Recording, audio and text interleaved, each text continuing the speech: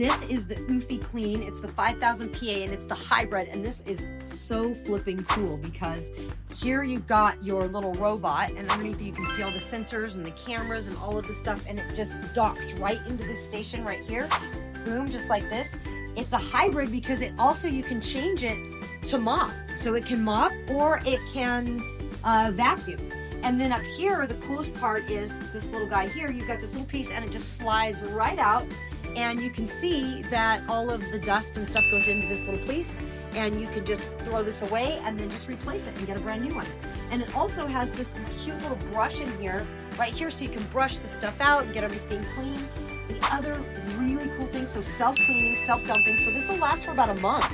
Very cool, and you don't have to mess with anything. And the other really cool thing is it has, on the rollers on the bottom, it has a little thing that comes through and cuts the hair. So you don't have to worry about the tangling happening. It also has a really cool app where you can map out your room. And so if you have like a section of cords in the corner that you don't want it to touch, you can just say, hey, don't go there. You can map out your whole place, and it is incredibly smart.